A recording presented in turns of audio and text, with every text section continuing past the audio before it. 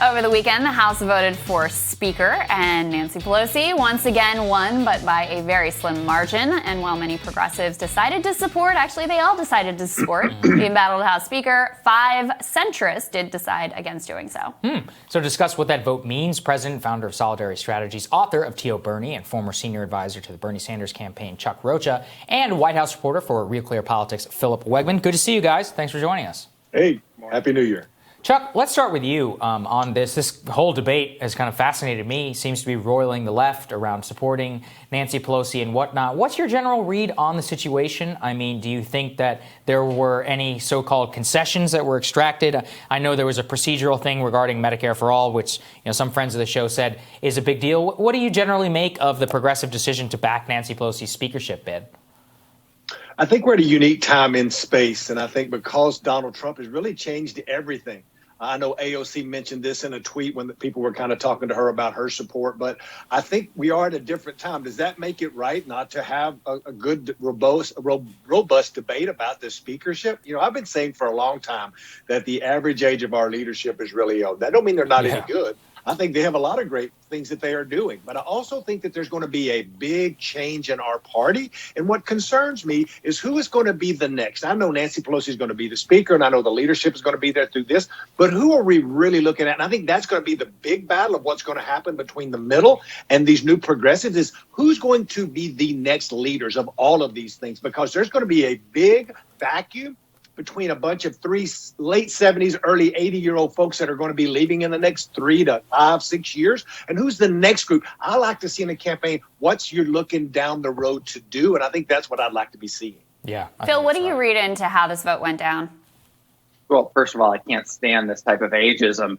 How dare we expect our members of Congress to be similar ages to the people they represent?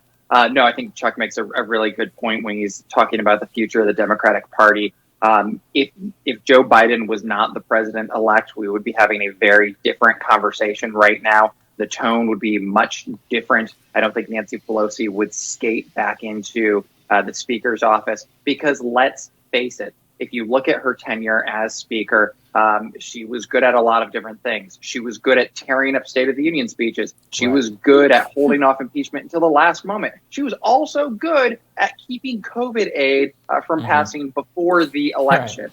Things that she wasn't good at, though, she wasn't good at expanding her majority. And it's no surprise that a number of centrists are not backing her because she was supposed to expand that majority. She was supposed to add seats, not lose them. I think that Chuck is correct. There's going to be a moment to decide what comes next. But I think that the tone right now is, look, Biden is the president-elect.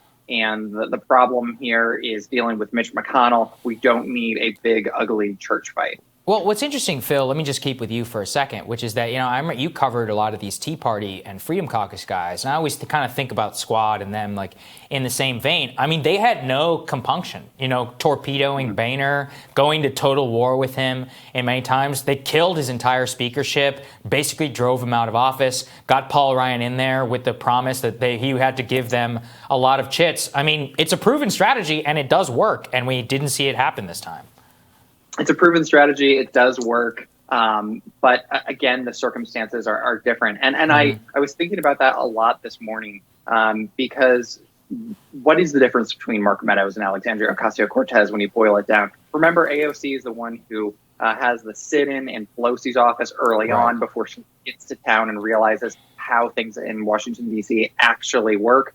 Mark Meadows, in his first term, goes and reads the rule book, figures out how to vacate the chair and send Boehner on his way. But that was when the other party controlled the White House. I think that, progressives understand that is not going to further their goals. But yeah, this is eventually coming. I think there are two differences between the Freedom Caucus and progressives. The first is that I have a suspicion that, Democrats and Democratic leadership are much more progressive than Republican leadership was conservative. And then the other thing is, I disagree. Anyway, go on. You're going to see an eye roll there. Media is much more enthralled with AOC in a way that they never were for the House Freedom Caucus guys. I mean, Tim Alberta, for instance, followed Meadows, Jordan, And, he wrote a whole book about how Boehner was shortchanged. We don't see that in the inverse today. That's kind of interesting. It is. Yeah. That is an interesting dynamic. I mean, Chuck, I guess here's my thing. Like, they kind of create the worst of all worlds here because Cori Bush and AOC, at least on the first ballot or whatever, didn't vote for Pelosi and then pretended to get some, concessions that, as far as I can tell, are fairly meaningless at this point, and then ultimately end up voting for her. So you're provoking the ire of the establishment and not really getting anything in return. And to Phil's point, I actually think the original strategy of AOC, when she didn't know how this place works, was more effective. When she did the sit-in outside of the Speaker's office around the Green New Deal, guess what? She got action. Senator Markey joined with her. There was a Green New Deal resolution. They put that issue on the table. They created a whole national conversation around it. Look, I want to make sure that the activists who've been pushing this for a long time get a lot of credit too. But she really was very effective in popularizing the idea. But now that she's been there for a while and, this is her friend and these are her colleagues and she's been schooled in the way Washington works, suddenly the only people who actually bucked the leadership in this vote were the centrists, who we all know, by the way, also got permission to vote against Pelosi because they're in vulnerable districts. And so this is to a little bit of CYA permitted by leadership for them. I'm glad you said that because that's where I was actually going to lead in here, because I don't want none of us to not know that. As the political guy here, let me just say that we all know that the first ad that they'd want to run is Chuck Rocha voted for Nancy Pelosi. He cannot be trusted. He is a liberal from San Francisco.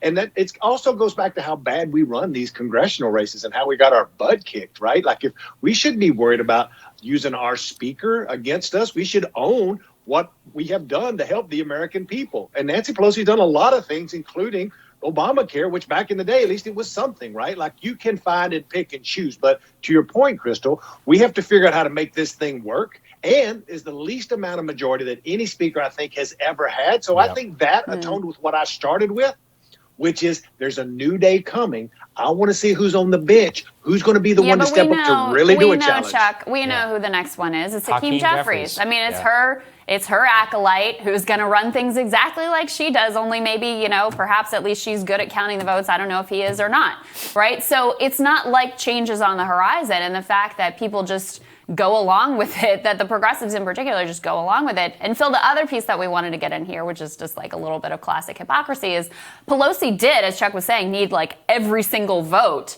to claim the Speaker's gavel, including there's a member of Congress who tested positive. You can throw Glenn Greenwald's tweet up on the screen on this one, who tested positive for, this is Gwen Moore, tested positive for COVID. She had not gotten a negative test back, but claimed, the doctors cleared me to be able to come. And so they let her come to cast this vote because she was needed. I mean, you can imagine if Republicans had a member on the floor who had tested positive and not gotten a negative test yet, people would lose their minds. They erected some plexiglass cage so that people could come. Tim Ryan and somebody else came and cast their votes from there. But, I mean, that's pretty rich.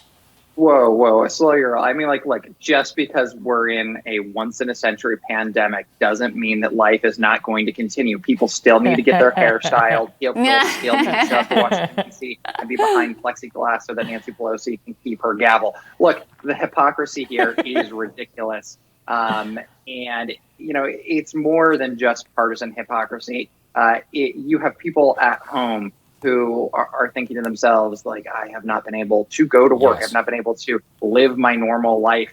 And I thought that putting food on the table for my family was something of utmost importance. I guess they can pull out all the stops for this. But no, it's amazing. It's amazing. You can't go outdoor dining in San Francisco, but you can have their representative get voted for with not a negative COVID test. Pretty incredible. All right, guys, stick with us. We're going to be back with more Team Rising right after this.